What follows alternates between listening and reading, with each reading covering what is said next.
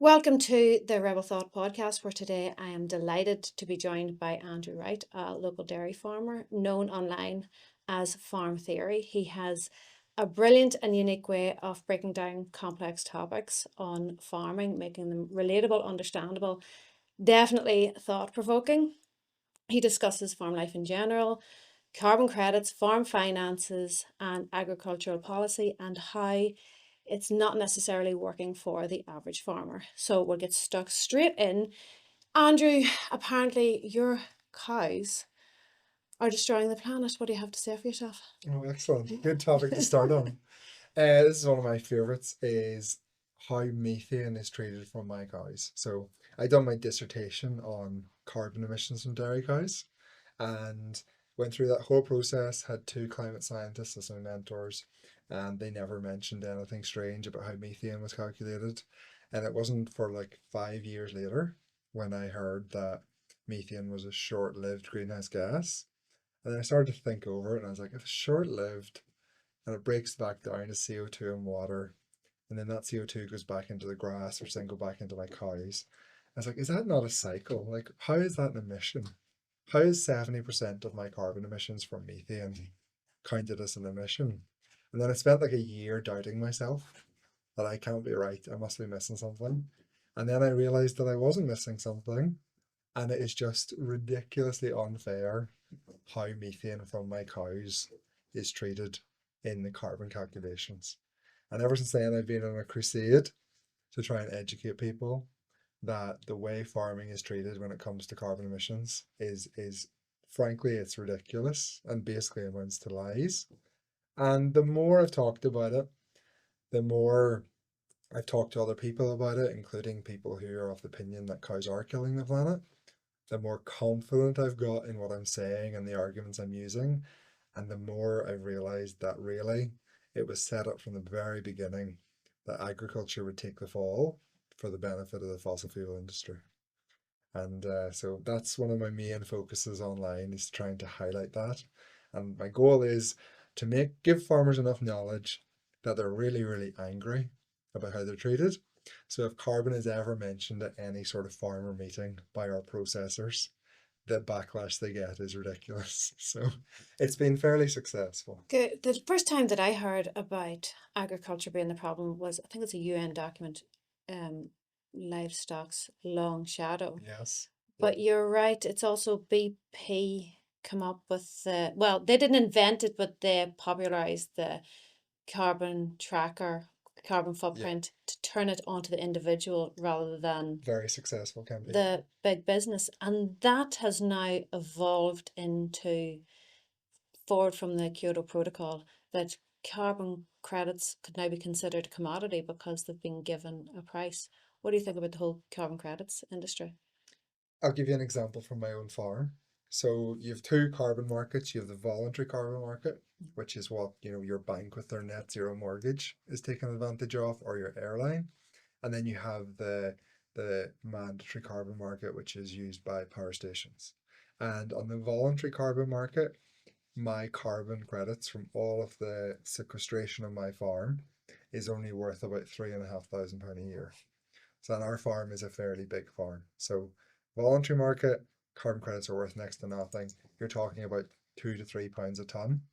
So whenever your airline says they'll offset your carbon for £50, it's probably costing them about £2. So you can see why they push it. Huge profit earner for them. And then you have the mandatory market, which agriculture is not part of. Um, and it's really the reason why your energy prices are so expensive because the carbon intensive energy generators like coal have to pay money to buy credits and they give the money to the renewables. So essentially, they subsidize renewables whilst increasing the cost of fossil fuels so that renewables are price competitive. So So none of it makes sense. it doesn't make any sense. It is big business making money out of a scheme where money just runs around in circles. Well, yeah, because I was looking at Teesside do carbon capture, and Teesside, 75% of Teesside is owned by BP, Yeah, but they use gas, it's gas powered to yeah. capture the carbon.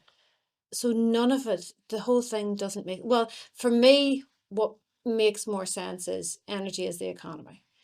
So if you want to control, and then food is pretty important. Yeah, that's So quite. if you want to control, so but 75% of the CO2 is supposed to be from the fossil fuels, the energy sector, and then about 10 to 15 is from farming. So if UK wide, yeah. yeah, so if you create a carbon credit system to control that, essentially then you're controlling the broader part of the economy when you're creating the credit system. Yeah, I think the idea behind it, and this is giving this is giving the politicians the benefit of the doubt, or the civil servants the benefit of the doubt. I think a few years ago, people seen it as a potential for like the next industrial revolution sort of thing, Mhm. where if they invested in all this green technology and clean energy, it would create jobs, it would drive investment, and the economy would grow because of the push towards net zero. But the reality is the exact opposite has happened. They have stagnated the economy through ridiculous energy prices and a carbon credit system, which has resulted in, for example, the only steel foundry that takes iron ore through to steel being closed in the UK. So it's totally went against them. And I think now the issue is that the people who made these decisions are so locked in their track of thinking because they said that this is an emergency that has to be addressed, that despite the clear economic reality that what they thought would drive growth has actually stagnated growth, they're just totally unwilling to change. But the Climate Act of Northern Ireland, that was in 2022. Yeah, That's legally binding, yeah, and they have pledged to reduce by 50% by 2030, by 75% by 2040, and be net zero by net zero. 2050.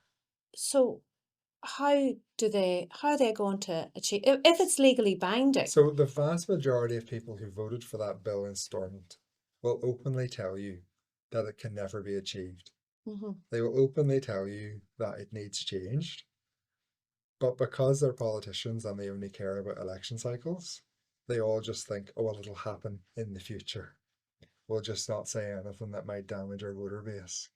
And that's the problem. We're going to end up accidentally going down a road of really bad policy because politicians don't want to be seen to be going back on their word and changing their mind. And an example for agriculture, the current policy, which is in law and is legally enforceable by offices like the Office of Environmental Protection, which can sue the Northern Ireland government if they don't follow the law. The result will be, according to independent, the climate change CCC, can't remember what it stands for, is an 86% reduction in livestock in Northern Ireland. An 86% reduction. Well, there's only three ways they can target it. They can target it by energy, and they want 80% renewables by, is it by 2030 or 2040? They want 80% renewables. That's That's total fiction. Yeah, completely unachievable. By housing, by forcing in the heat pumps and all of yeah, these, and mortgages will be linked to what your score is, and farming. yeah. But they're just going to miss their targets. The problem is they're going to miss their targets and they're going to do immense damage at immense cost whilst trying to manipulate the data to get to the targets. And at some point, the politicians are going to have to change the climate change bill. But I honestly don't know if the current political parties are actually going to be able to do that. And like, I do almost think you need. It's not going to happen in Northern Ireland. Northern Ireland's a very unique place when it comes to politics. But you kind of need a new political party. Like the UK has Reform. They have no like history of saying this is a climate emergency. We have to do something. They didn't vote for this stuff in the past. It's kind of what you're going to need to overturn some of this stuff. Do you think that will emerge in Northern Ireland? It's very I the green and the do. orange. No, I do. No, I am absolutely in a huge minority in this. I chat to a lot of people about Northern Ireland politics, and they all tell me I'm wrong. But I do think there could be a real uniting moment between unionism and nationalism around just the total incompetence of government and things around immigration, the price of energy, net zero. Like, I do think a lot of people are all aligned in them issues. And at some point, some of them issues combined might be more important than green and orange. I would agree with you because I think that there is a unity that's starting to form with people completely going against what the policy that's being pushed down.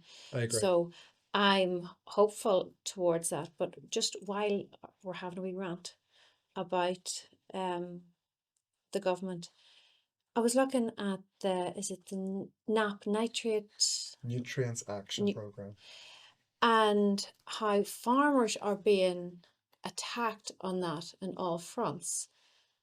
But the sewage mismanagement is getting a clean slate Yes, on it, and yes. they actually are responsible for maybe more than the farmers. That's reported to be more than the farmers for this Yeah, issue. the Nutrients Action Program is genuinely hard to believe that it was published. Like it's that bad.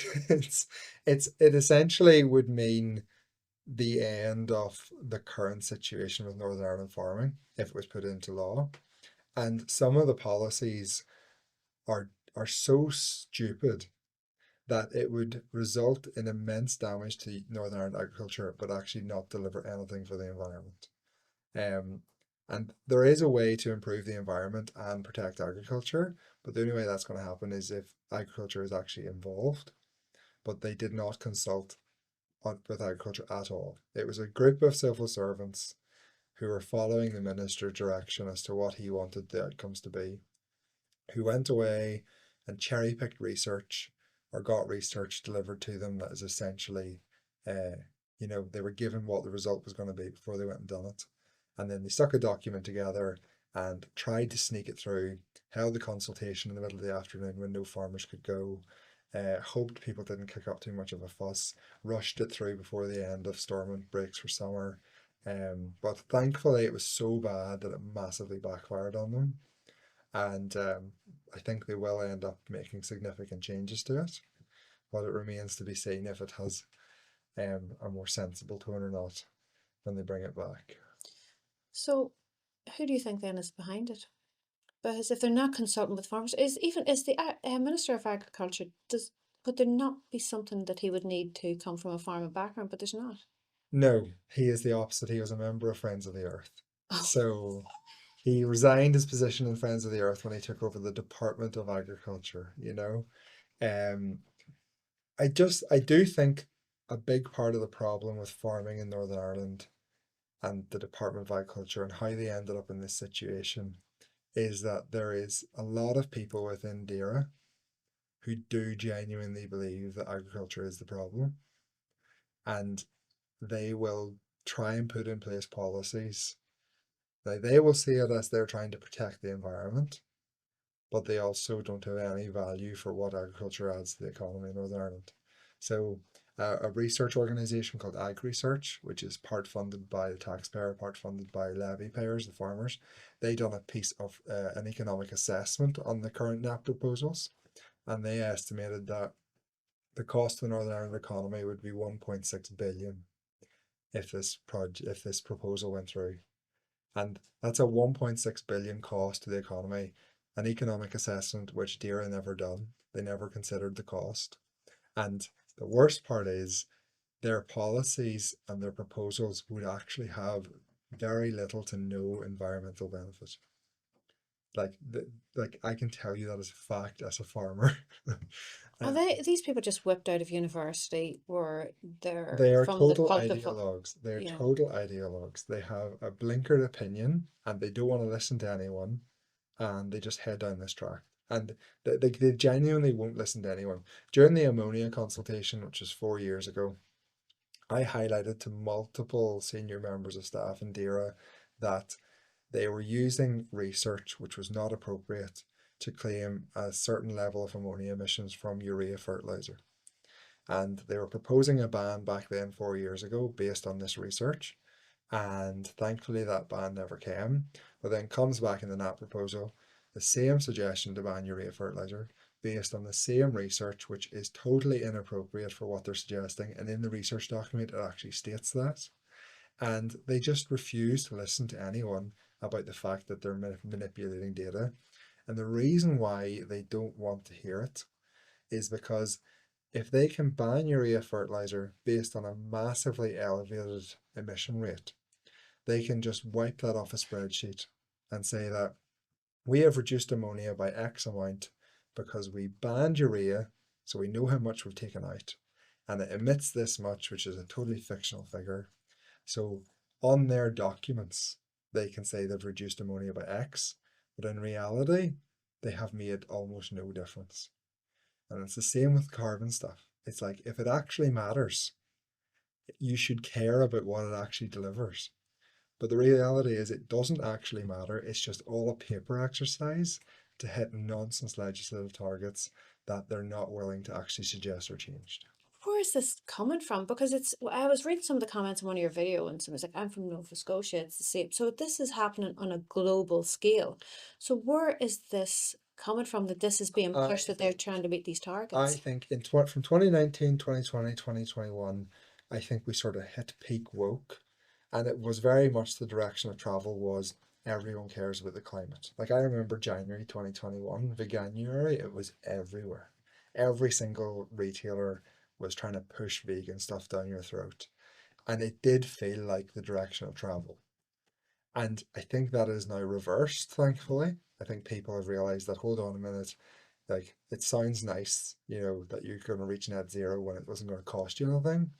But now that people have realized that this is actually going to cost them money, they've suddenly went against it.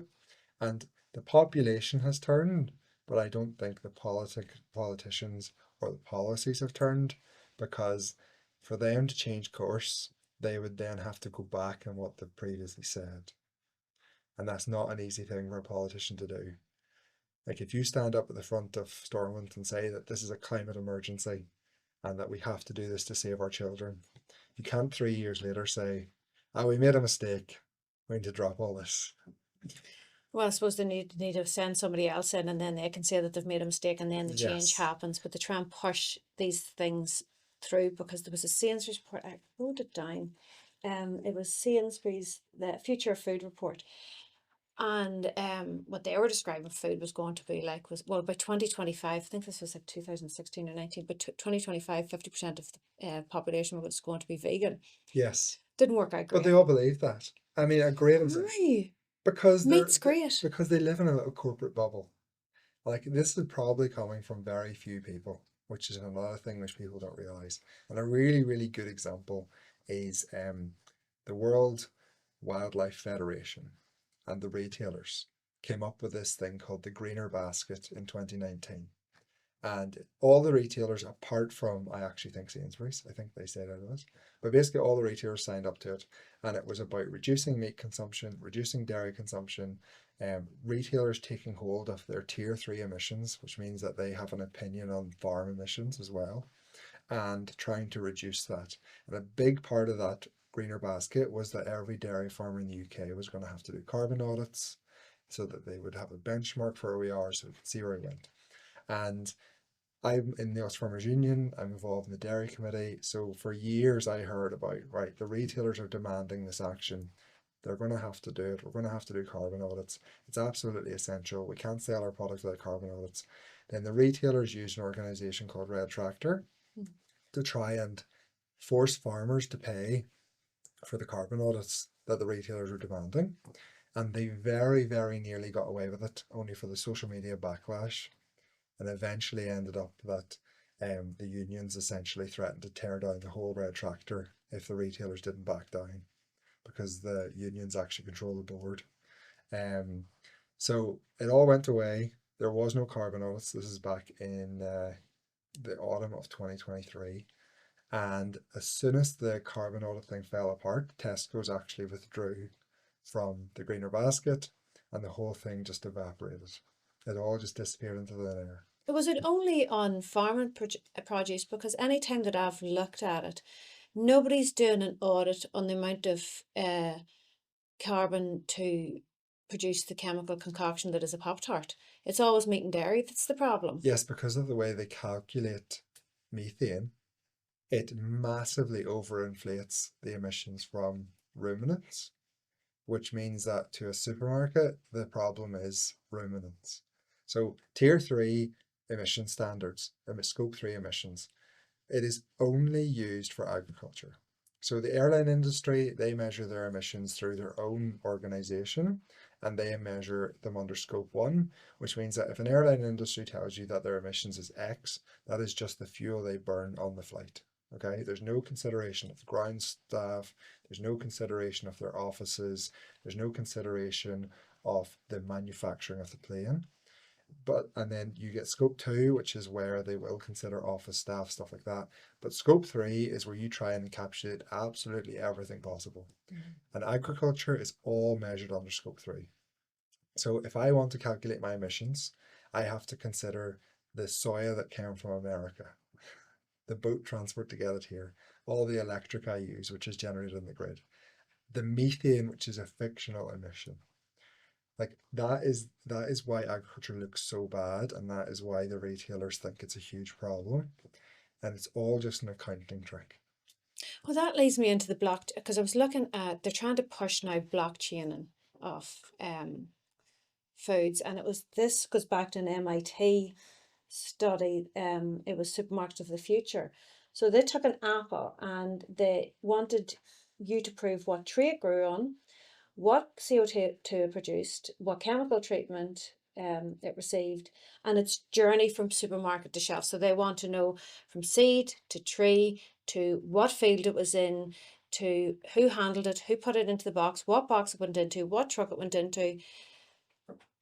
As if, what kind of a mental disorder would you need to be going around a supermarket finding all of this? It's completely useless. But again, it's just another method of controlling food. Yes, consumers don't care about that. No. No, but the retailers claim they care, and they exert a huge amount of pressure on the agricultural supply chain because they essentially have a monopoly.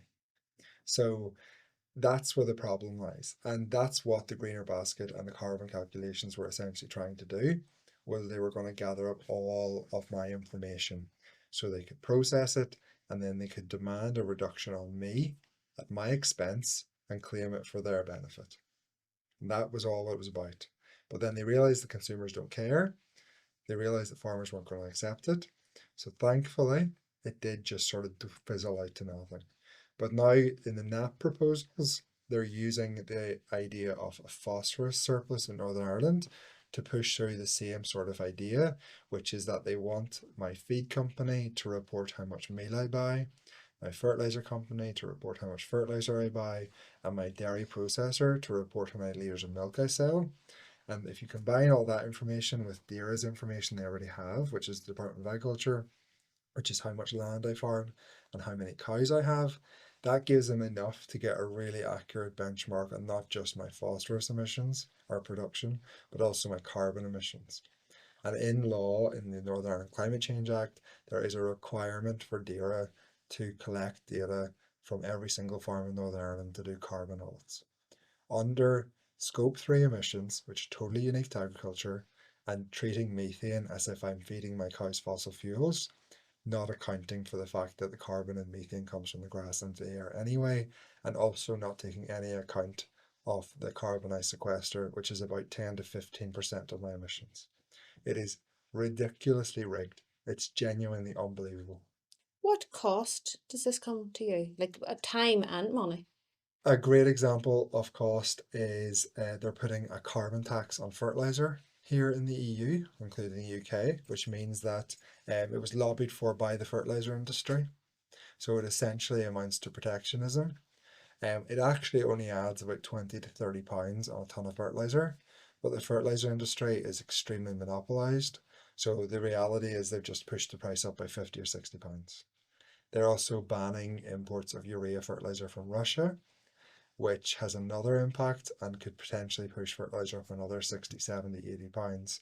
There is stuff like they suggested that we should all feed Bovaer, which adds another £100 an animal per year to my farm, which is for me, it's about £30,000 a year on a product which effectively does nothing. So like it's one of them things where it could be fairly small costs, but whenever there's so many of them, it adds up to a massive difference. What's your thoughts on Bovaer?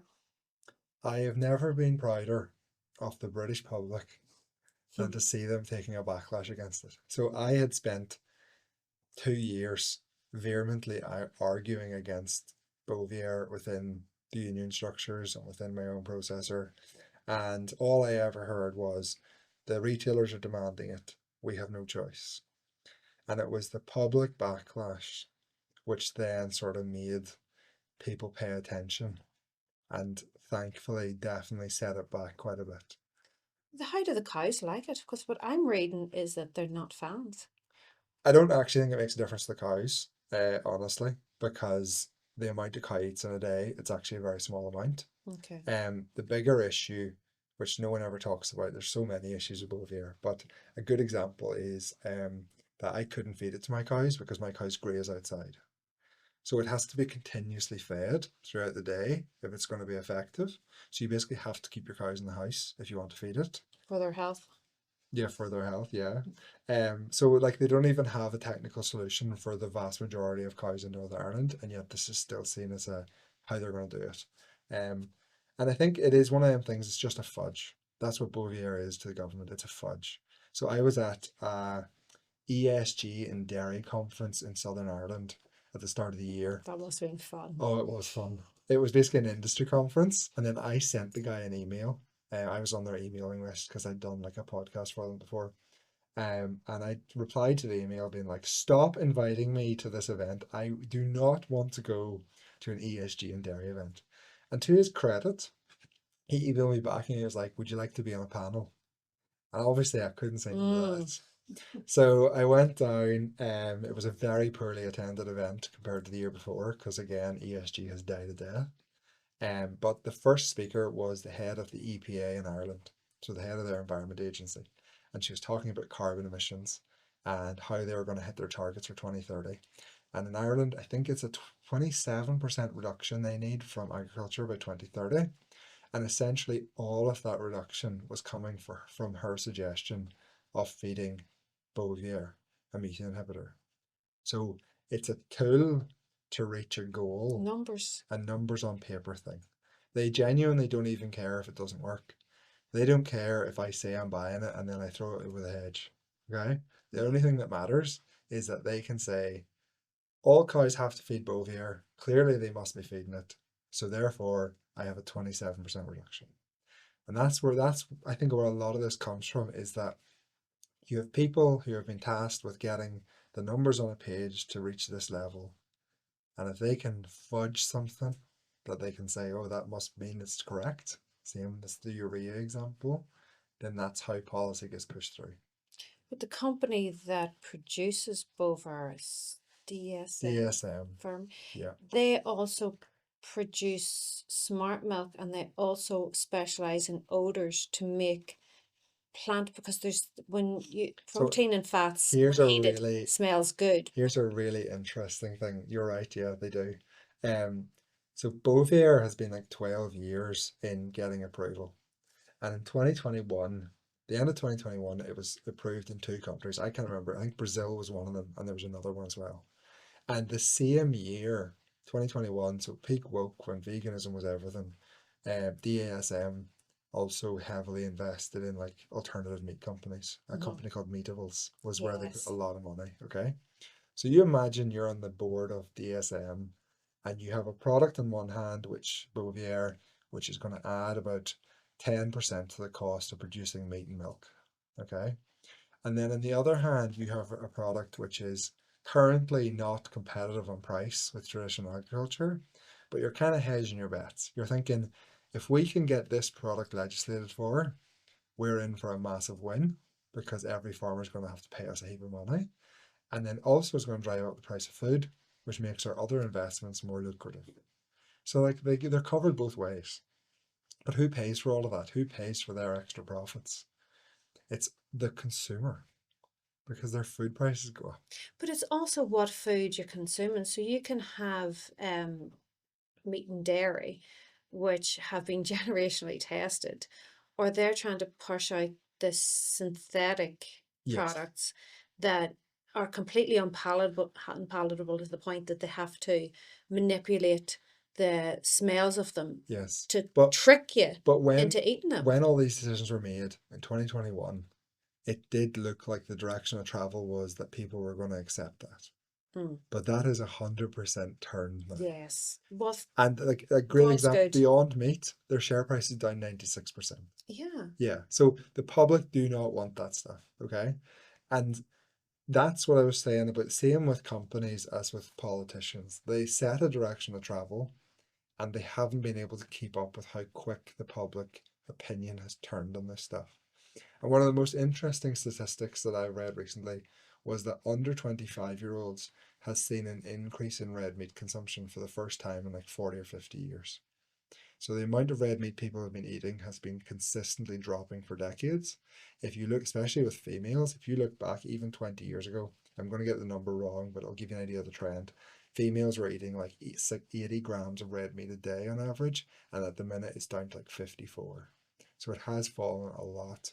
Have you looked at the importance of what red meat offers nutritionally? Yes, it's incredible. Yeah. So I went through a phase of having a steak every day, and I keep going back into it, dipping in and out of it, but I'm convinced it makes a big difference to how much energy I have. It does, and it's also for brain function because I was getting brain fatigue, and I went again. He asked me what I ate for a day, and I was like, well, first of all, because he was a health guru, so I was like, first of all, I'm gonna lie, but I'm gonna start with shredded wheat because I thought that was good. He was like, oh, Really, it's and I was like, much oh, better. that's the best thing that I did. But he was explaining to eat if you eat a ribeye because it's people can't eat the fat on steak. You tend to cut it off and leave it. But a ribeye with that marbling, you can get the fat into you, and how important that is for your brain. Yeah, But we're told to avoid all fat and don't eat meat, and so they're lying to us about what's actually even healthy for us. yeah. No, genuinely made a massive difference. So I went through, I don't know why, but I went through a phase of like 2022. I was like exhausted all the time, like to the point, like I have a very active job. I'm a farmer, Mm. so it was not good. And I think the low point was I was asleep one afternoon and my cleaner seen me sleeping. I was like, I can't be sleeping if I'm a farmer in the Mm. afternoon. Um, so I sort of self-diagnosed, and that's always a dangerous thing to do. And this very much could be placebo effect, 100%. But I came to the conclusion that I might be deficient in iron. And then I started having a steak every day to see if it made a difference. And now, yeah, it could be placebo effect, probably is. But when I started having a steak every day, I was convinced I was like totally fine again. Energy levels back to normal. And then since then, that's now like 2, 3 years ago. Since then, I keep like dipping in and out of having a lot of red meat in my diet. And every time I take a lot more red meat, I definitely do feel like I'm more alert.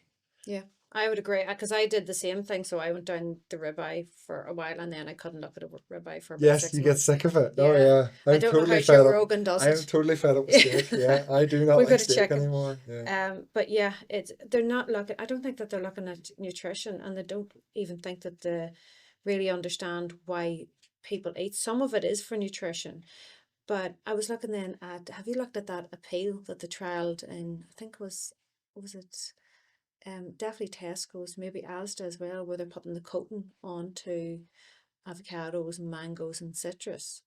So it's chemically bonded so Yeah. that you can't wash it off. Okay. And but they're not telling people that they're doing this. So you're not getting the chance to say, no, I Yeah, they're don't. very sneaky. Yeah, Yeah. I don't want that. Like And M&S has been putting Bovaer in their milk for the last two oh, years. everybody knows though. Yeah. Well, I Everybody mean, they knows that. kept it quiet for a long time. Everybody's aware of it now. And then there's the what is it, the precision breeding bill. What do you think about? The precision breeding, but what's Yeah, where that? they can genetically modify. Now they can genetically. Well, it's not animals yet. It's starting with plants, and by They 2020 100% should do that. with the Genetic modification yeah. of crops and plants is one of the things which got a terrible reputation in the 90s from the EU. But it happens across the entire rest of the world. So we have essentially 30 years of data about what genetically modified crops actually means. And it's already in all of our diets Mm-hmm, because most of the soya protein crops comes from genetically modified plants. mm-hmm. So it's not like it's not already in our food chain. Um, but it represents a huge benefit. Like a good example, if you genetically modify a crop to be resistant to certain certain pests or certain viruses or certain funguses, you then don't have to use pesticides. But then what happened with Monsanto that they became resistant to? Roundup resistance is a thing, Mm-hmm, but it's also been a thing for like 20 years mm-hmm. and it hasn't really got any worse.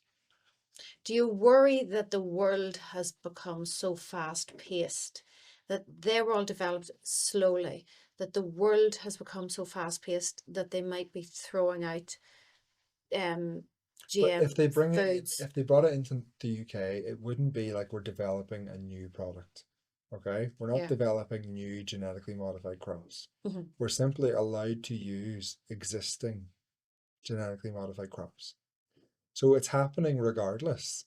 The only difference is by not allowing farmers in the UK to use it, you're putting them at a cost disadvantage and a yield disadvantage. Mm.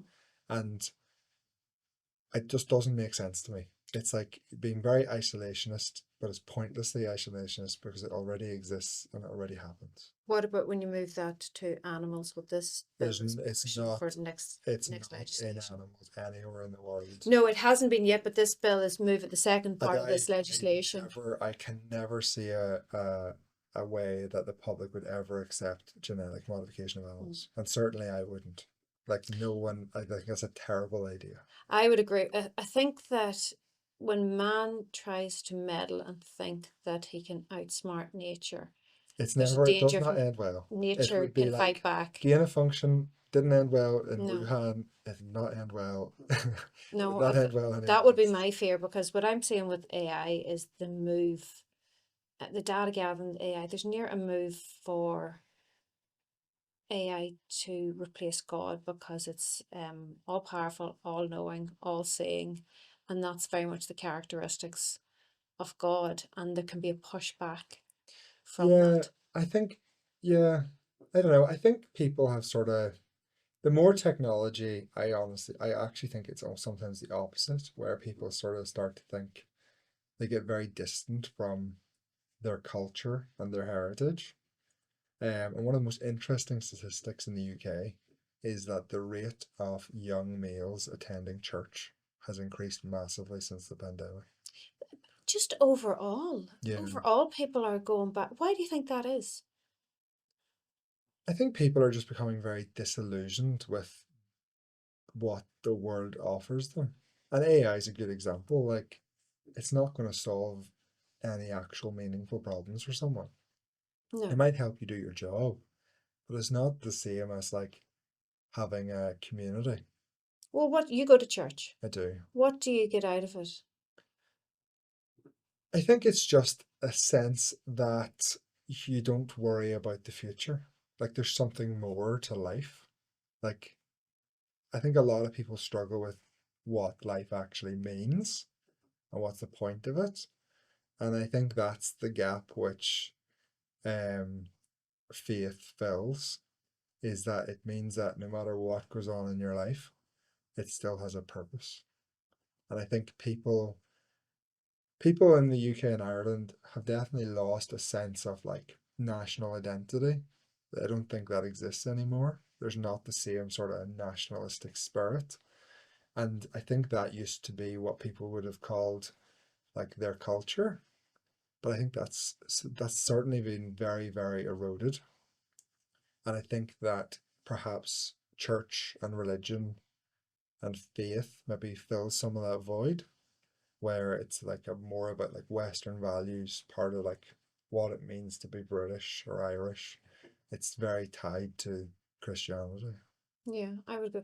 Well, there's a good feeling of going somewhere on a Sunday where you're around good people. Yes, There's a good feeling it's a to that. community. Yeah. It's a group of people who are like-minded and have a single aim.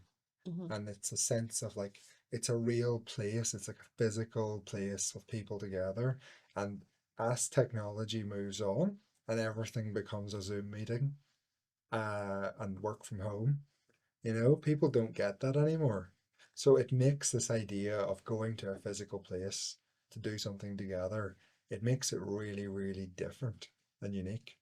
But I think there's a move back to because it's we've kind of been moved into this place where there's everything is human, computer, human. So there's a computer interface in the Yes, middle of everything. When you're 100%. texting somebody, when you're in Zoom meetings, when you're in work, now work has moved to being remote, Yep. so that you're completely isolated from the world, that people are hungry for. Like when I was young, there was places to go out. Yeah. The young ones, although I'd have to say with the farming, the young farmers now, and they're back out and they have a nightlife, and the But country basically. they've even really struggled since COVID. Mm, I mean, the numbers haven't been the same. yeah. But especially with young people. So I used to do like our youth work in our church, for like 7 years with my wife, and um, young people definitely like just having something where they could come together, meet with like-minded people. Um, you really seen a real example where they were actually honest with how much they enjoyed it and valued it. Whereas with adults, they'd never say that they really value just being around other people. Hmm. They're too like modest to say that, but Yeah. it's the same thing. It's the same idea of just having a group of people that you see once a week. Yeah. And as the world moves on, that actually becomes very, very rare. I think it's become more important. I think people have, like I said before, there's a move back towards what's authentic. The world has become so fake. The videos, you can't even trust a video now on, it can be a deep fake. Well, that would be certainly my excuse if I'm ever out of clue. It's not me. Yeah, It's a deep fake. The profile pictures are fake. People are writing stuff with chat GPT, and it's perfect, and yeah. that's what I said earlier to you, that that's, I think, really good about your videos, that you're okay with, you don't cut it out and let it be perfect, you let your authentic self show through, and that's part of the reason why you're so popular. Yeah, people like to have like a connection. And if it was all very polished and just delivered what the information I wanted to get across, it's not a personal connection. Like, and I also try and really vary what I do, just to show different sides of what I do. And again, it's this idea of like, instead of being like a 2D avatar, Hmm. it's about trying to make yourself more 3D. Like you've got plenty of angles, you're an actual person, Yeah. you have a personality. I think that's what really, really works, because in the traditional media, I think a lot of people are so petrified of showing themselves because they'll get abuse, or they'll end up getting cancelled. And this applies for politicians too, actually, really well, that they just appear like a fake 2D image. They don't feel like a real person. And like I've actually like engaged with quite a few politicians from Northern Ireland over the last couple of months, and I definitely had one opinion of them before I met them in person, like kind of like a very shallow 2D image of them. And when you actually meet them in person, they're all actually really impressive people. They just are totally incapable of putting that across Yeah, it's a on fear camera. of being judged. It's the fear. I've had this conversation with multiple of them, Do and you get much hate in the none, comments? none. I do not Do you get people understand it. challenging? Yeah. No, I don't understand it. I don't understand it. Where are all the vegans? Like I done a video at the start of January where the intro was let's cancel a vegan, and I had a steak every day for January to offset a vegan not eating steak. And I was like, oh, I'm definitely going to get some comments. Not one. Don't get it. I've been told that the reason why no one ever gives me abuse or challenges me is because I'm very intimidating, because I always bring the facts and figures. Yes, it's very important to bring the receipts, because when somebody challenges you in the Yes. comments, I don't make where did you silly find that out? arguments. You I can don't make silly direct it. arguments. I Yeah. make sure that what I say is true. I actually managed finally to convince a vegan to debate me, and I done it on TikTok Live last week. How did that go? Fantastic. Lovely guy, to be fair to him, very polite. But and this is not me, my opinion. I would just say that everyone basically in the comments was like, "Oh, you absolutely destroyed him." Hmm. I wasn't mean to him. He had his opinion, and then I countered it with the Facts. reality. Yes, and at the end, he did agree with me that my cow's methane was in fact net zero, which is what I wanted him to realize. Unfortunately, since then, he decided he'd make some TikToks for his 10 viewers and claim that I had said stuff that I didn't say. Right. But that's just the reality of debating a vegan, I suppose. Yeah. But no, They're it low on was, iron. yes, that's it, yeah. But no, it went well. Really interesting conversation. And I still don't get abuse from vegans. I don't get it. They must just not be out there. Would you think you have three? I know they're very young, but would you see that they would maybe take over the farm from you in the future? Uh, Probably. I imagine they will. So I'm like, what, the fourth generation? Yeah, fourth generation on our farm. I was never, me or my brothers, we were never like encouraged to farm. It was very much do what you want. I actually never wanted to farm. Um, but I think I'll take the same approach. If they want to farm, they're welcome to. If they don't want to farm, that's okay as well. Um, to be honest, it is actually pretty, if you looked at the statistics, it would be unlikely that any of them will farm, just because the rate that farmers are leaving the industry and the next generation isn't coming through is shocking. Um, Well, but it's not financially beneficial, it really, is for it is small to a medium. really, really hard job for the returns, but it is also a really, really good job. So I If you didn't, love it, if you're that way well, I don't inclined, love yeah, it, to be honest. I didn't love it until I had other businesses, and then it made me appreciate farming, you know? okay, yeah, I understand now why people make their millions in the tech industry or something, and then they go and buy a farm. yeah. Like I kind of get it's this idea of like you're your own boss, you control what you do in a day, you're not answerable to anyone. You don't appreciate that until you're not in that situation, kind of thing. But there is mental health issues associated with farming there. Yes. A lot of So how would you people, explain so the those? way I said that I would never like force my children to do it. Mm. I would never like actively say, you're gonna take this over, like, you know. I think a lot of people, farmers' sons and daughters, I think they feel a responsibility to take on the farm and to run it. And that's fine when you're 21 or 22, but by the time you hit your 30s and you literally are working 100-hour weeks just to keep the business going, and you resent your decision to do it, you see no way out because there's no, like, what do you do with a farm if you're struggling to keep going? You just have to keep working. And it's a very, very isolating job. It's a very lonely job. Like we said about why are people going back to church? Like if you imagine at least in an office, you're going to see your colleagues, but a farm you really can just be on your own. So if you combine all them things together, really long hours, extremely stressful. You've no money because it's a huge financial burden around your neck. You've the pressure of three generations. You have to keep going, and then you're also isolated all day. You can see why it's not a good place for some people for mental health. Um, but I think it is good that it's talked about a lot more. But again, there's also the issue of the people who are in that situation probably aren't hearing much of.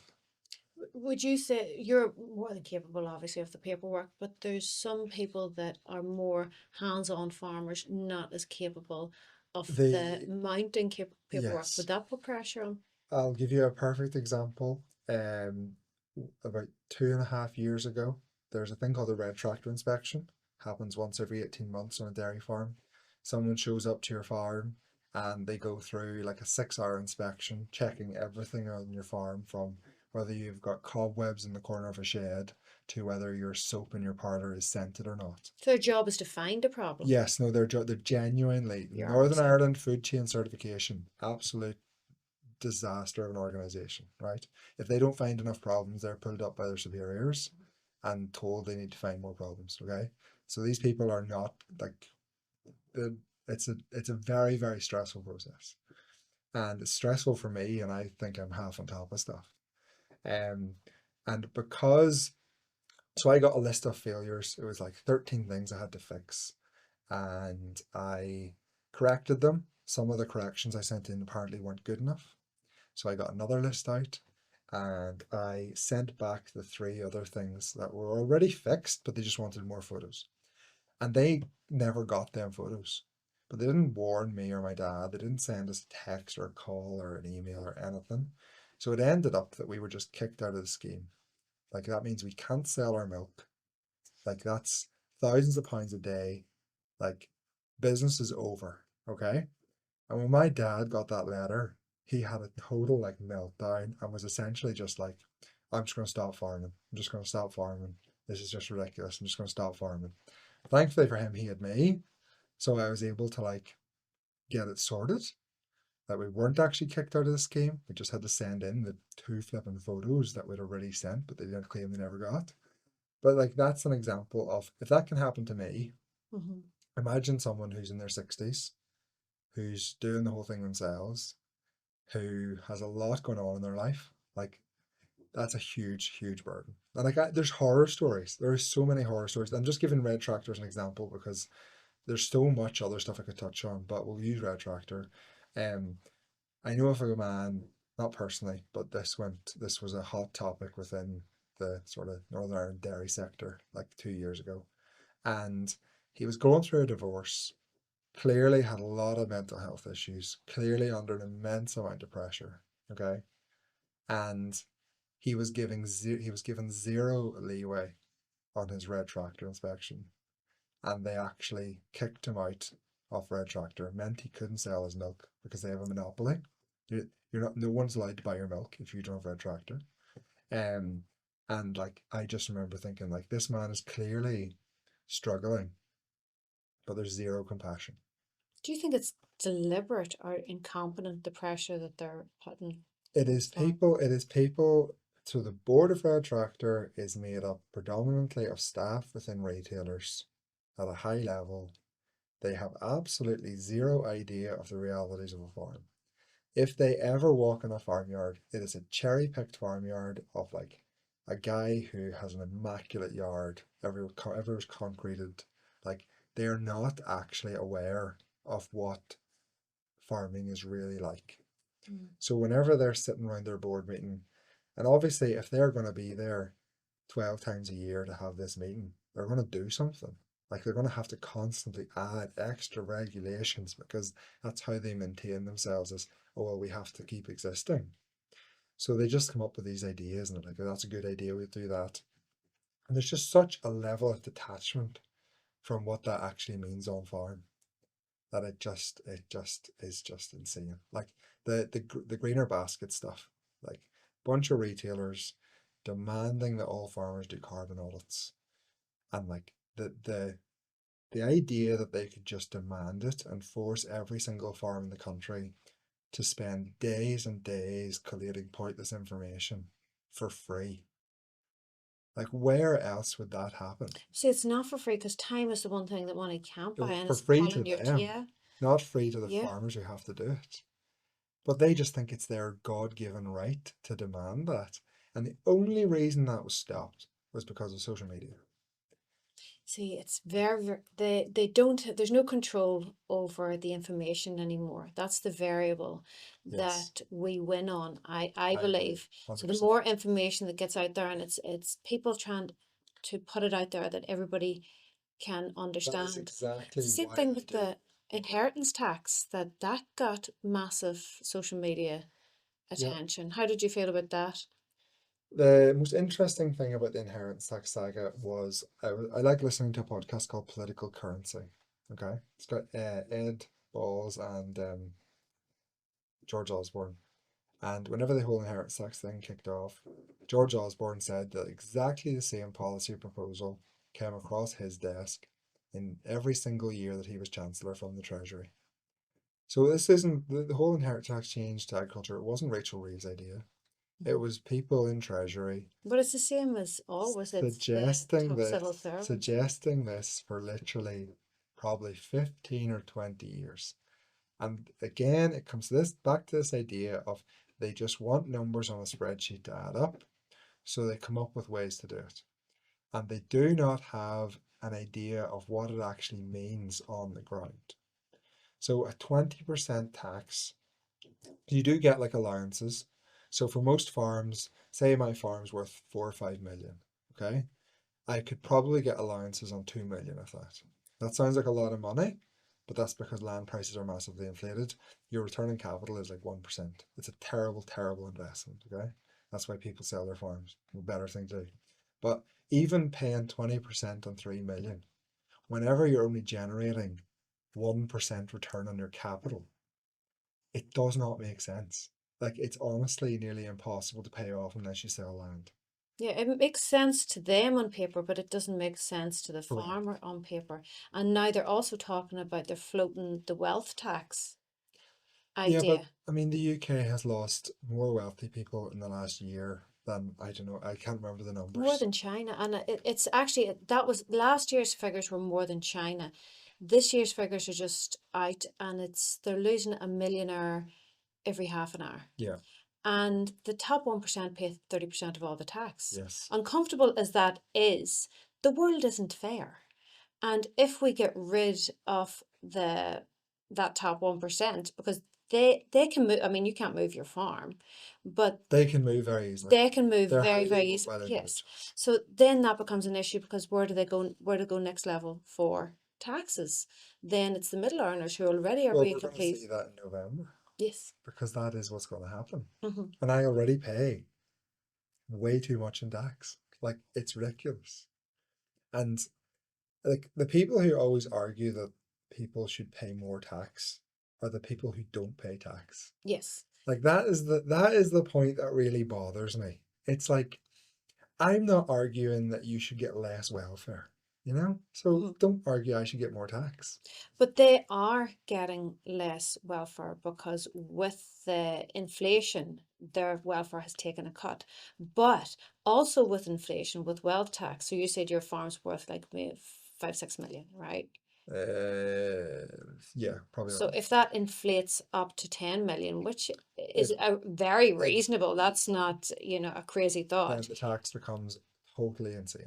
Exactly. Yeah. So it's also a problem for And the remember, middle. the Treasury estimated that over 5 years, at the end of 5 years, the end of the Parliament, they would only be collecting 500 million a year from that tax change. In the grand scheme of things, that is nothing. But they do give a lot of money to other countries. Mhm. 500 million is not a lot of money. Now there is an argument that a lot of their climate policies require an increase in land area. So, for example, there's a huge amount of forestation has to happen. Um, there's a huge amount of land's going to have to go for things like solar farms. Um, so potentially it sort of plays into the idea that if they do make the land market more volatile, there's more opportunities for them to buy up land to combat the carbon stuff. Do you think that's why they want to do it, to combat carbon? No, I don't actually, because at the end of the day, if you offered farmers enough money, there's plenty of them would actually sell their land. Hmm. But I just think it's bad policy from people who don't understand the consequences. And that, I mean, we've seen that for decades in this country. Well, we also see it in the property market. So if you change section 21, section 24, so that the small landlords that are only banded for their pension, if they're all out of the market, it opens the door for the Sercos, the Mears, the Clearwaters to come in, the BlackRocks, Lloyds come in and buy the houses. Because right now, with the way we are kind of precarious with the currency, you can't print wealth, but you can print money and buy what wealth actually is, which is Assets. assets. Yeah. So they have an opportunity now to buy assets. So they would have an opportunity to print money, which is kind of useless, and buy an actual asset, which is a farm, so that they're guaranteed to have something that is worth something in the future. Yeah, like most land sales in Northern Ireland um are not going to farmers anymore. They're going to wealthy individuals. Yes. Um so like even the inheritance tax change, if the threshold was set high enough, or there was a clause in it where your income was derived from matter, for example, there's plenty of things they could have done to exclude farming and still hit people who were using land to avoid inheritance Yes. tax. But they didn't do that. They deliberately left it so that it does hit farmers. And there was suggestions put forward by the NFU about how you would change the policy so it didn't impact farmers. But again, they didn't go with that. They had no interest in that. Do you think the war is on CO2? But that's soon to be replaced by H2O if you were to look at the interim um, leader of the WF. But do you think the war on CO2? Is it a war on CO2, or is it genuinely a war on farmers? I don't know, is the honest answer. It certainly feels like we're being targeted. Um, but I don't think there's a grand conspiracy. I think the reality is that farmers are very vulnerable because we are tiny little businesses who don't have a collective. We're not really working together. So if you imagine we're very vulnerable and we're up against industries like the fossil fuel industry or the aviation industry or the retailers who are essentially highly monopolized, have a huge amount of wealth, huge amount of lobbying ability. So I think what's happening is that because we're vulnerable, we're being taken advantage of by other sectors. So they're trying to preserve their own wealth, preserve their own industries, and agriculture is the easy target. And one of the most depressing things for me is that our own industry and the people who are meant to represent us has massively let farmers down. And I think that's something I really capitalize on, is like there's a massive leadership void within agriculture. And I think that's one of the reasons why some of my videos and stuff like carbon emissions and methane are so popular, because I'm saying what's understandable, and farmers want to hear that because it means that they're not actually responsible for destroying the planet through carbon emissions, which every farmer knows, but they just don't know how. Anybody with a brain They knows don't know where the lie the is. cycle. Yeah. But our own industry, the people who are meant to represent us and defend us, they have never mentioned that it's unfair. They just play along. They just go with what everyone's saying. Because their job depends on them going Correct. along. Correct. Correct. I remember 6 or 7 years ago, maybe even longer, being in a room with the former NFU president, National Farmers Union president, Minette Batters, and she proudly announced that UK agriculture was going to get to net zero by 2040. No, she never believed. She never believed it. She just wanted some cheap headlines. Yeah. But the damage is that her saying that is all that a politician will hear. They won't hear any of the detail. They won't hear how methane isn't actually real. All of the politicians who are voting on this stuff in Parliament storm it here is the NFU thinks we can get to net zero by 2040. Clearly agriculture can get to net zero. So we'll pass the climate change bill because clearly there must be a way. Yeah. You know? But then That's they're the damage. incompetent. They're totally incompetent. Them stresses me out. I sit and make a TikTok video calling out how methane is totally fictional, like the emissions are totally miscounted, and every farmer should refuse to do a carbon audit until it's done properly. And then we have the industry body which farmers pay for in Northern Ireland, the Dairy Council of Northern Ireland, putting on an event where it's all about emissions from agriculture, and they're all talking about how we all have to do carbon audits and that we have a path to net zero, and this is the steps we're going to have to do. It's not achievable. What they're No, talking and about is completely. manipulate. Yeah. They manipulate. I refuse to go to any event that's about net zero because it drives me mad. But if I had went, a few simple points, a few simple questions, and their entire argument would have fell apart. Like they talk about how we can reduce carbon emissions by improving genetics. Okay, so every farmer in the room sitting there being like, yeah, improving genetics is a great idea. I try and do that all the time, and it's going to reduce my carbon emissions. The part they don't tell you, lie of omission, is that that involves the farmer producing the same amount of milk, but from less cows. So if they stood up and said, well, we're going to use genetics and then tell you have to keep 10% less cows, and you can produce exactly the same amount of milk despite all the work, every farmer in the room would be in uproar. But they just leave out the pain point. They just try and sell it. It's just total nonsense. What would you, if you had like a blank sheet? You were Minister of Agriculture. Have you ever thought about Possibly. running? I don't know. I'm half tempted to run as an independent on the Mhm. back of the A5 and just literally run on this platform of I am a protest vote. If you elect me to storm it, I will make the civil servants' lives misery. I think it'd be a Well, popular I would platform. vote for I think that. it'd be a You had me at if that people last. Make them. if people knew the money that was wasted on the A5, like it is just mind boggling. And it was 57 deaths since It's 2006. a terrible road. I have Yeah. seen 5 people die in front of my house.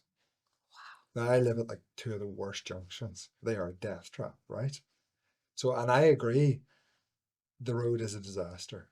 It took land from you, so Yes, I it would have lost a cost. lot of land. Yeah. Yeah, right. But I refuse to be a NIMBY. I can't just, I hate people being NIMBYs, and I'm not doing it myself, right? So I didn't mention it, despite plenty of farmers asking me to say something about it, who are also losing land. And I'd resigned myself that it was going to happen. I'd lost the land that had been ruined, and I was okay with it. And then for it all to blow up, and now it's not going to happen, and now all the land's been put back the way it was. Because the one of them was Article 8 They human hadn't rights. calculated the carbon emissions for the road. Hmm. And they did submit the carbon calculations the week before the court case, but the judge said that they couldn't just copy and paste the carbon calculations from a different road scheme. They had to do their own calculations. And really, it comes back to the climate change bill in 2022. So it can stop everything. It can stop everything. So now they're considering Complete control. changing the climate change bill to make an exception for the A5. Maybe they should have before they legislated on it. The A5 is never happening. Like that's No, it. I don't think so. Yeah. Sorry, you asked about if I had a blank sheet of paper. I And don't. you What was the end of the and question? you were nominated as the Minister of Agriculture. What would you do to fix things? Okay, let's focus on water quality since that's Mr. Moore's baby. How would I improve water quality? First thing, water quality has already massively improved. The data shows that, but its phosphorus levels have sort of went backwards to stable since 2012. Nitrates have continued to fall. So we have exceptionally low nitrate levels for the amount of animals we have. 90% of rivers are in excellent state. 10% are average or below. Okay. So how to deal with phosphorus? First thing I would do, is just make the monitoring data available to the farmers. Okay. So I have rivers all around my farm. Basically, every field I own has a river at the bottom of it. I have no idea if I am causing an issue in that waterway or not. Certainly, as far as I'm concerned, I am not doing any harm, right? But clearly, that can't be true for everyone. So, fundamentally, this has solved so many problems. Make information available to farmers. Most of Northern Ireland's farmers are family farms, which means that they live in the area that they farm.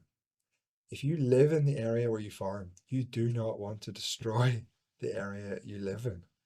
It's not that complicated. Hmm. The only thing you need to do is make information available. And when there is pollution from farms, 99% of the time, it happens because farmers have been boxed into a situation by regulations when farming is naturally extremely variable. So, a great example is that farmers aren't allowed to spread slurry for 3 months of the year. And on paper, a farm might have enough storage. But that But could be expensive. That could but be an additional expense. we're not allowed to build more storage. That's right. Planning Planning issues. roads, Yes. right? So farmers who don't have enough storage are not legally allowed to build more storage. So what are they meant to do? And even for me, I have technically 4 weeks more storage than I need. But if I get a really wet winter and there's a lot more rainfall, I don't have enough storage. So what do you want me to do? So as what really a solution would be for them to liaise with farmers and untangle the poor The people who are making the legislation. policy should have an understanding of farming. Hmm. It is honestly that simple. But they don't. They just have this idea that they can legislate and do everything from a spreadsheet. That is not how this is going to work. There is plenty of staff on the ground from DARA. They should have small working groups of farmers, small scale projects led by an individual, not through a regime of if you're caught doing something wrong, you get a massive fine, because Yes. that leads to people covering stuff up, but have a regime where if you have an issue, there is someone to help you fix the problem. I mean, it's honestly not rocket science. It's just an attitude from within DARA that they should all be able to work from home and do everything through a spreadsheet. And that is totally opposed to the reality of farms. we are not able to be managed by a spreadsheet. Well, that's exactly what I was saying earlier, that the farmers are being punished, but the mismanagement of the sewage, that's gone completely. They're given a blank sheet because they're just their answer to that is, well, we don't have we don't We have the don't have money money. for the infrastructure, and I they would also say it's really important to keep things in context. And Lough Neagh was used as a political tool by exactly. Alliance. Okay. There's a brilliant report called the Muse Report. Give it a Google. It Mm. was done in 2021 before the whole Lough Neagh thing blew up out of nowhere. And it was done by AFBI. And it gives an unbiased opinion on what causes blue-green algae blooms in Lough Neagh.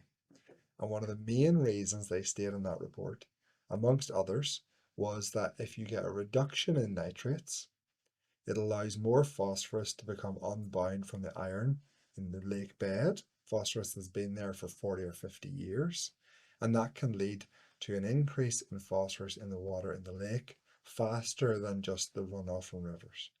And that is exactly what happened. Nitrates reduced because of a huge spike in fertilizer prices because of the Russian war. And then that then meant that it's more likely that there was an increased level of phosphorus in the lake. The research document is fantastic. I had it verified by someone um because I was nervous about mentioning it because it was so counter to what was being said. But it's 100% true. But they just chose to ignore all that information and just focus on agriculture is a problem. We have to do something about it. At the end of the day, no fish have died. There's no lasting environmental damage from some blue-green algae in Lough Neagh. It happens because water temperatures increase to a level where it's a bacteria, it experiences really rapid growth. It's not the end of the world. Do you think they're going to bring in the water charges, the water rates? I have no doubt they will, Well, they're going because to get. I think it's a tough one for them because they are going to get pushback. But the truth is, the infrastructure is poor and getting worse by yes, the they have day. to do something. Yeah, but they have. I think they have budgeted close to 1 billion, but they say that they need 1.5. But when they say they need 1.5, that's probably But more that like money, that money will just disappear into a black hole, Mhm. and it will make very little difference. Yes, That's the problem. because Uh, governments are inefficient Very inefficient. and incompetent at most things that they do because it's not where their level of training Like is. the reality is, there's no easy answer to anything. But if you are going to try and find some answers, you should probably make sure they actually are going to work. Whereas the current NAP proposals, they're trying to find answers, and honestly, I don't even think that they care if they work. They just care about what the numbers on their spreadsheet says. Yes. Well, for me, the solution is always to reduce the size of government and liaise as close to the source as you possibly That can. that would make a lot of sense, but that is the total opposite direction that they want to go. Well, I would love to see you run as an independent. I think that before I spoke with you, I also, well, what power do you have it as an independent? You're up against party politics. But the idea that you can get in and make the people who are behind all of I this honestly don't. civil I ser- wouldn't want to be an MLA, by the way. I'm only thinking of running just because it would make great TikToks. oh, that would be It fun would to be see. really interesting. Yeah. I mean, me and my 50 votes, I'd be happy with that, you know? Yeah. Well, I think that that's what needs to happen. More people need to put themselves Biggest forward. problem in Northern Ireland with the current political parties, and I'm talking about every single one of them, is that with the power sharing structure, they all have some responsibility in the state we're in. Mhm. Like they all have had the Department of Health, Department of Agriculture, Department of Finance. They've all taken that mantle at some point, which means they're extremely unwilling to pull up problems because they're worried that then the people in charge now will just point to what they done the last time. And it means that you end up with a situation where the NHS in Northern Ireland is an absolute disgrace, but is barely ever talked about. And I remember chatting to someone, and they just said that Northern Ireland has got so bad that people just accept it, that this is the way it is. It is. My son had polyps in his nose, and it was 3 year wait for the ear, nose, and throat. Like that is not acceptable. Like that is I'm not. panicking now because at my age, I might not live long enough to get my appointment. I mean, I he's only know. young, so it's got, and it's forcing people into private healthcare. The And people doing the private healthcare operations are the same also people. work for the They're NHS. exactly the So they same just people. reduce their hours to the NHS, make the problem worse, and then get paid a fortune to do private healthcare. Yes. My And it dad just got loops back into my the dad got NHS. my dad got a hip replacement and he had to go private because it took so long. And the person who done his hip replacement is an NHS doctor. Yeah. That's how it's working. But it's, for me, it's very unfair because there is the people that can afford it, and your health's your wealth. So money's not worth much to you if you have the money to go and get something fixed. Him Yeah. having a new hip and being mobile again, there's no amount of money that Yeah. is Yeah, but worth having in the bank more than you that. shouldn't have to pay for it No, yourself. not when you're pay, but you do pay for. We already We pay for already it, pay for it. and then we have to pay for it again. And then there's people that just don't have that option, and they're just left by the wayside. Yeah. My wife's a speech and language therapist and like she works extremely hard, but there just is not enough of them to deal with the amount of cases, which means that the waiting lists are just like 2 years. If your child needs speech therapy, a 2 year wait Oh, is yes. massively damaging. Massively damaging. But there's just an attitude in Northern Ireland of, well, that's just the way it is. But why are they not? I've said this, if we are importing nurses, doctors from Although abroad. there's enough speech language therapists. Like there's literally my wife was looking like a few weeks ago, there is zero speech language therapy jobs available in Northern Ireland. So they're just not having the They jobs. just don't hire them because they want to save money. It's one of them sectors where it can be sacrificed for budget cuts and no one ever thinks about it. I think people are starting to, because you're If you had a closer to getting room, an appointment I with always think God than with a if you had GP. a room full of every voter in a constituency and you had an hour with them to take them through the state of things in this country, you would get 90% of them to vote for you. The problem is that communication thing of like, how do you get people to actually engage? Because most people, they just think there is no answer. So they just like, it's just like a robotic thing if they just vote for the same people every time, even if they don't want to. And that's the real challenge is like, how do you make people realize that this doesn't have to be the way it is? I think because when they vote, it's very difficult. Like we were saying earlier about the tax the millionaires, and people get upset when you say that that's not going to work because it seems like an easy solution. But there is no easy solutions to Correct. any of it. So I like what you're doing, because the idea of you is you can get in and throw a little bit of sugar into their tank, and that's probably the better solution, because until everything falls down, I think it's so badly damaged that there's going to be very little to fix it until there is just a collapse. Information is really powerful. And like if you can present information in an engaging way, people then will engage with it. Hmm. And I think that's what I do fairly well. So like the idea of how biomethane emissions from cows is calculated wrong. There's been people who've been trying to talk about that for a decade. And they're like professors and like they're properly credentialed people. But they have made absolutely zero headway because they don't have the ability to present it in an engaging way.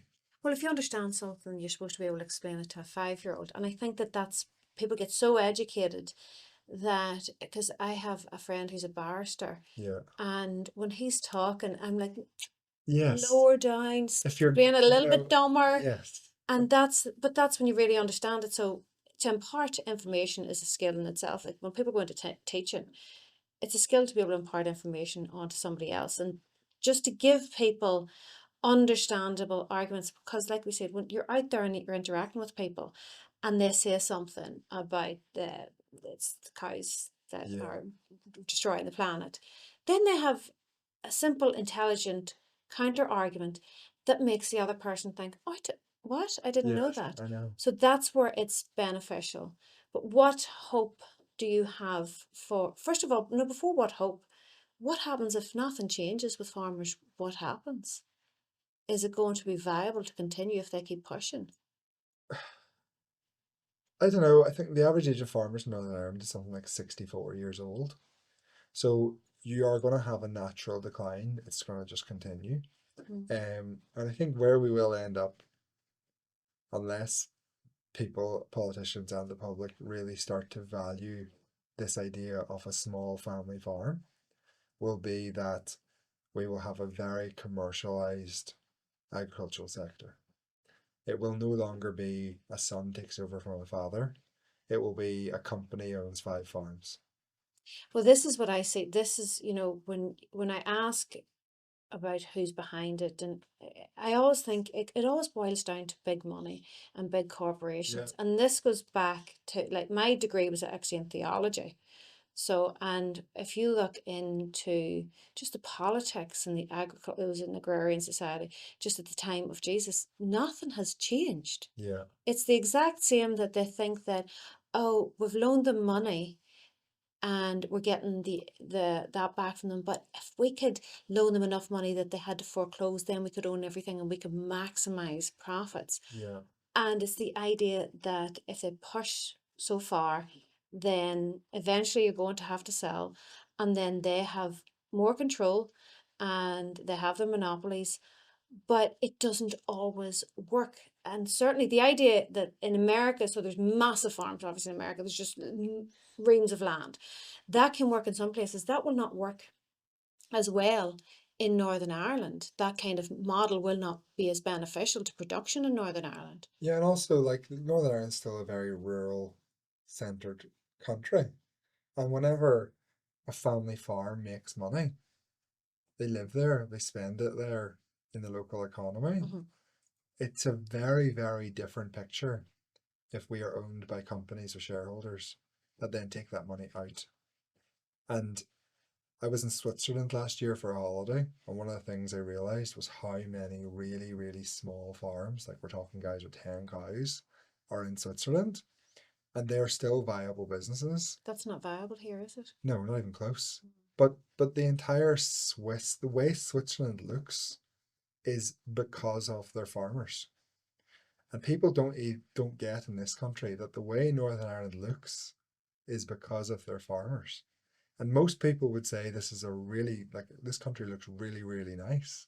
Hedges, green fields. Like, people aren't running about saying Northern Ireland's a disgrace. It's like, look at the state of the country. Like, they actually Oh, I like, know, because I have fields and I have, well, I don't charge anything. The deal is just keep the yeah, field clean, because it's beneficial to me yeah, that it's not looking, because this is the thing, grass wants to be wild and high, yeah, and you spend your entire time trying to fight it down. If yeah, you're not a farmer, at yeah. least a farmer can make use of it. But that's what it doesn't, those things don't play out. And there was an example even with Zillow in America, that they were just ban houses willy nilly, but it was an idea that didn't pan out when you start to plan that. So we're attacking the civil servants, saying that they have no idea, but then there's higher ups that are just trying to increase profits, Yeah. that really have no idea. And it's really important that we eat. It's not something that you mess about with. Food is not something that you mess about with. No, it definitely comes back to bite you if you do. Yeah. We're only 55% self-sufficient in this country.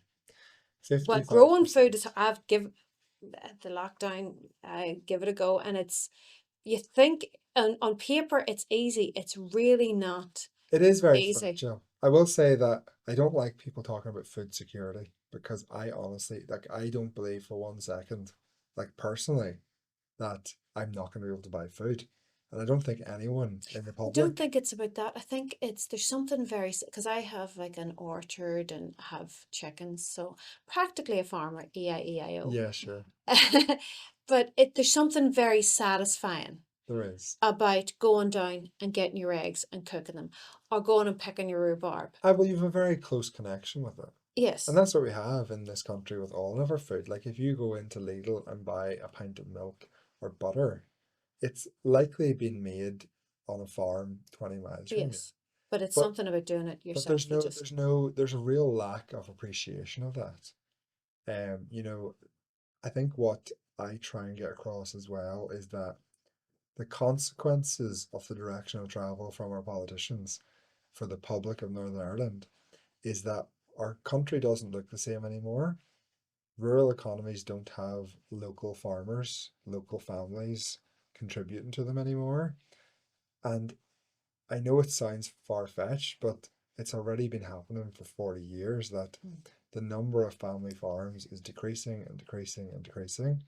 And unless people put a value in that, that trend is not going to change. And I hope people do put a value in that, because people who have been in a place for 4 generations care a lot more than a group of shareholders. Exactly. When you introduce profit margin, then It leads to bad the local things. community is no longer important. The Yeah. bottom line, But it's not people, it's the you bottom have line. our agriculture minister who is on an agenda to paint Northern Ireland farming as the enemy. So like that's why Northern Irish farmers are so angry at the minute, because there's such a lack of appreciation for the current status quo, and the direction of travel is going to result in that is going to go. It's not going to survive. Have you just mentioned an earlier about my ability in the apocalypse to do an apple or rhubarb crumble? Have you gone down a wee apocalypse Oh rabbit hole in your yeah, head? I can't believe you mentioned this. Yeah. I done a podcast like last autumn, and I mentioned to the guy my plan for the apocalypse. What are you doing? I am taking my father-in-law's boat and heading to Lough Erne and setting up camp on one of the islands. That's my plan. I love That is a Lough Erne. good plan. It's a good plan. There's actually one of the islands There's a house has. that I really want to be in, and I'm going to their house and telling them to get out. That's a good idea. One of the best things of I'll being a have a really farmer, good week living in a best fancy thing of house. being a farmer is you have got access to guns. That is Yeah. true, yeah. And large fuel containers. So, I mean, I love an apocalypse sci-fi book, but sometimes when you look at the world, you're like, Oh, I don't know. I think 3 weeks in, I think I'd I'd do very well in an apocalypse. well, this is the thing that once you get over that initial shock of no, I don't know how many teenagers would cope.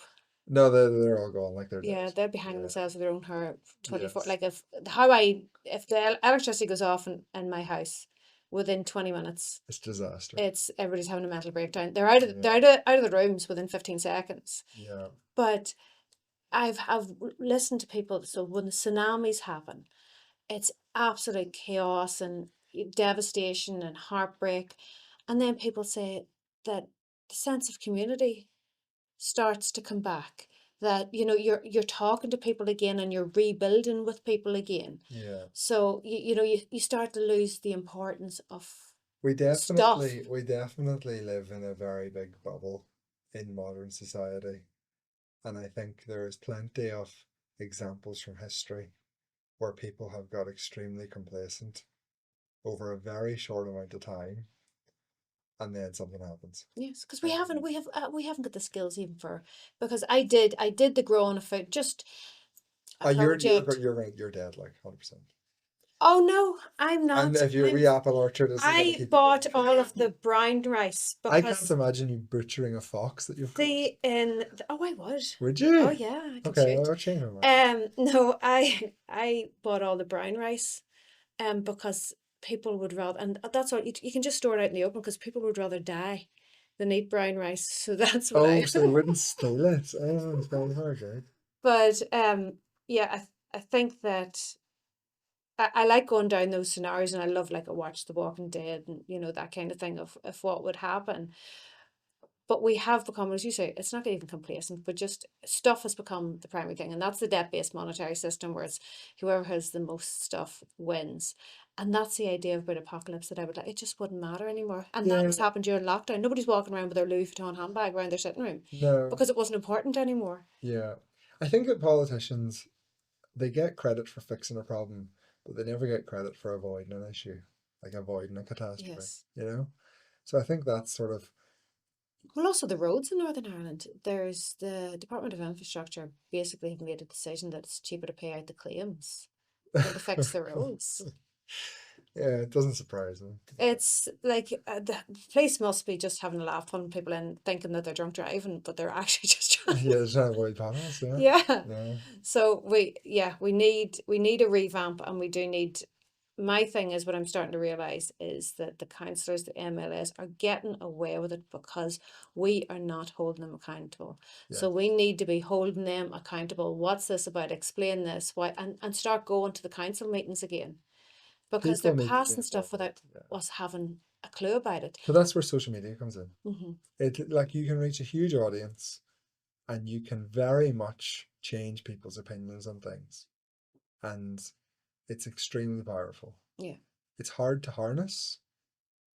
It's not like straightforward, but there's a huge potential. Yeah. Well, we're all addicted to it. Yeah, exactly. So it's, it's where you get your information. Yeah. And that's what I like about you. It's you come with the receipts. What's your hope for the future? Do you have hope for the future, and what is it? I do. I think like politically, I have seen through the instant feedback I get from my audience on TikTok that the public has moved to the right, and the public have started to realize like that net zero is just wealth transfer. They Mm-hmm. have totally rejected it.